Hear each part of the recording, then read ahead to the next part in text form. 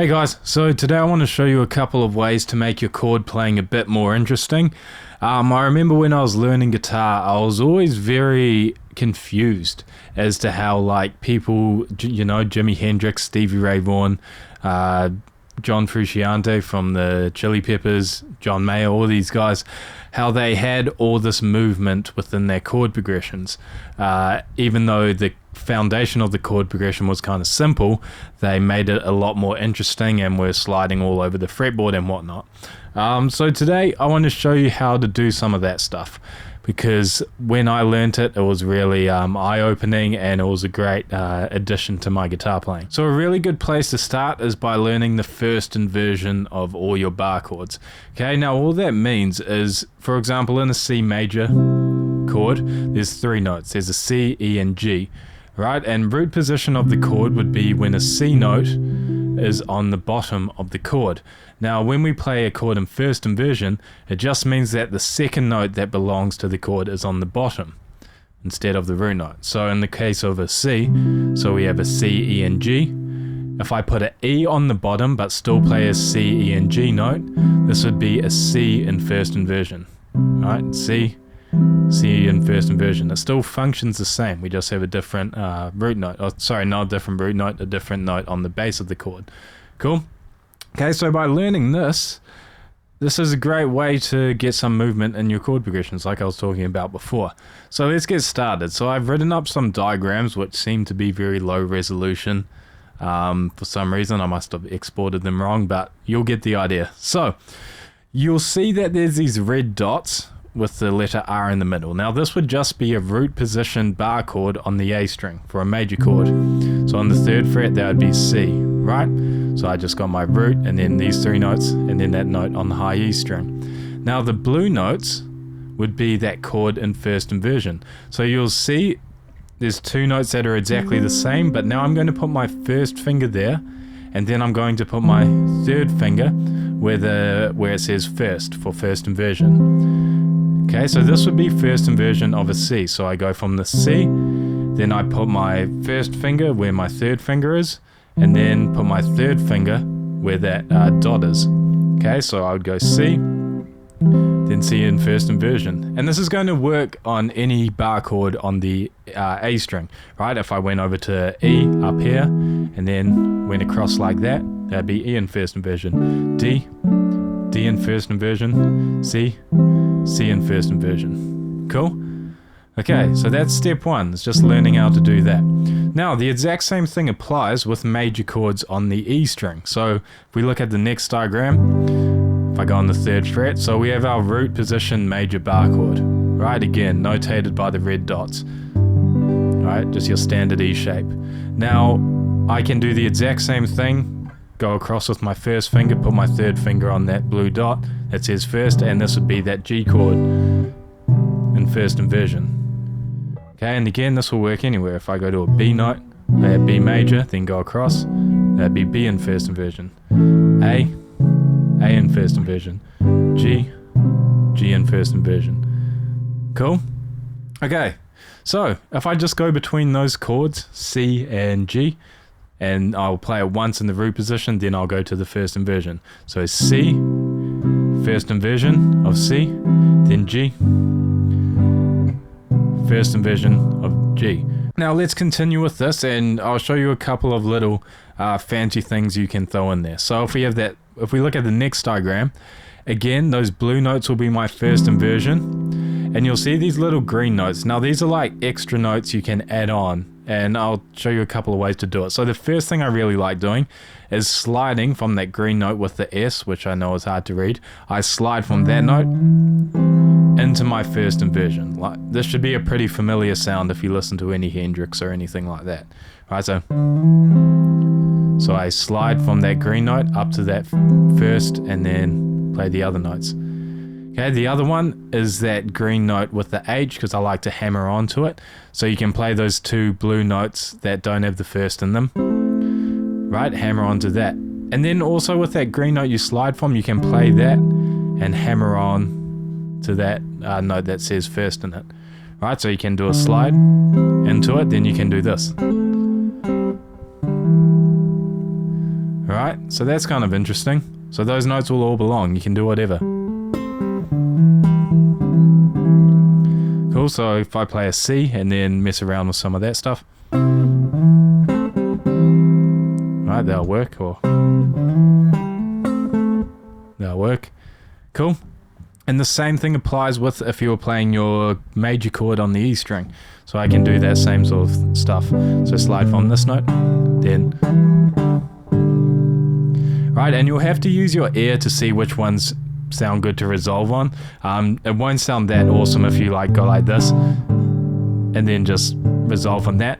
You generally want to finish off in that first inversion in the order that the blue notes are in that first inversion shape, as opposed to finishing on the green ones. Right, so far if I add some of this stuff to the first two chords of Let It Be, which are C and G, if you haven't picked that up by now. So we got C, G, right? So there, I'll just show you that one for an example. So I went C, slid, so yeah. So let me say that again. So I did a C, then I slid into the first inversion, then I did some hammer-ons using those green notes. And then I went to G, then I slid into that and did the same thing.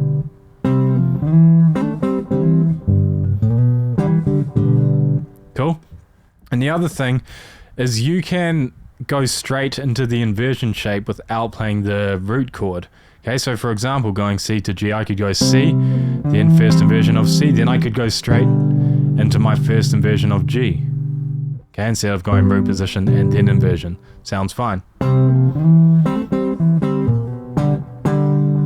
Right there, I did a cheeky slide from the 6 to the 7 instead of from the 5 to the 7. Right, that'll work too. So,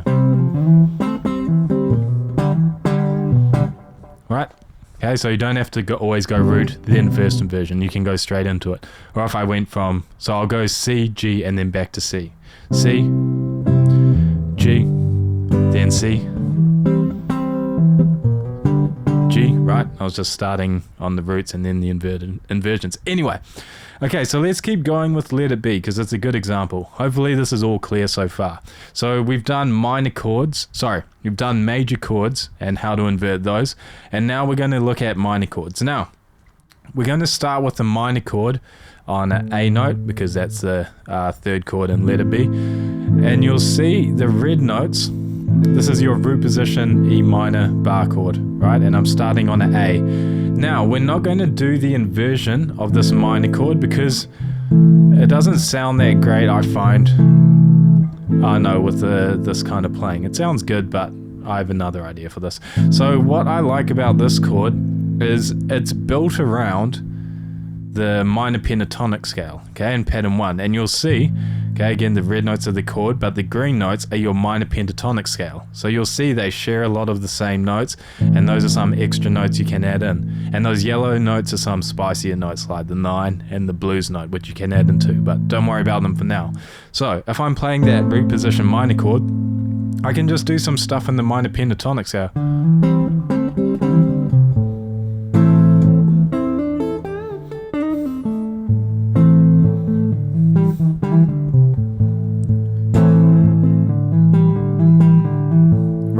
So I'm just messing around with all notes in the minor pentatonic scale. Okay, so if I combine all these three things, so I have the C, first inversion, G, inverted, A minor, pentatonic. Right? See how that works? And then I'd go to F. Right? So C, G, straight into first inversion, then A minor. Right, then F. Cool. So for your minor bar chord shapes, and again, all this stuff moves to wherever you choose to play this minor chord. It's within the minor pentatonic scale, so just mess around with some licks that you know already in that position 1 when you're playing those E minor bar chords. Cool. Now the last chord shape we have to learn is a minor bar chord if we're on the A string and what kind of works around that. So again, let's say we're on a D minor, which would be the 5th fret on the A. This chord, and you'll see the red notes, right? These are the chord shapes. It fits into pattern 4 of the minor pentatonic scale. So you can mess around with some licks with that.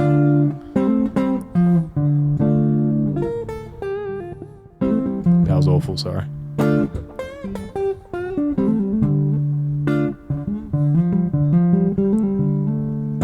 Right, so those are some little surrounding notes you can play when you're doing your minor bar chords on the A string. Cool, so let's combine a bit of this, and I'll just go through it slowly. And I'll try use all the different examples and all the different chord shapes. So again, starting with C. So C, then invert it. Okay, mess around with some surrounding notes. G, invert it. Right, then A minor, some pentatonic with some blues in there. Then I could go F. Right, then I could invert that. Right, then I'm going to go straight to a C in first inversion. G in first inversion.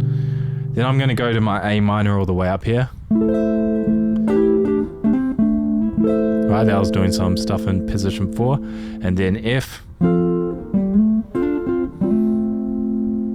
Cool. Then I'll go to C using the E shape on the E string. G. A minor. F. G, first inversion, and the thing.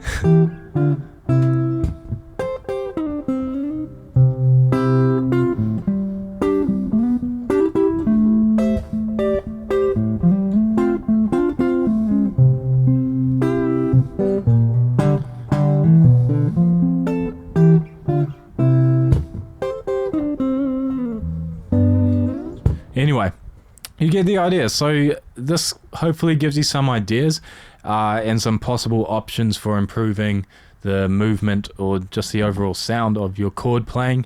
And if you have any questions, ask below in the comments.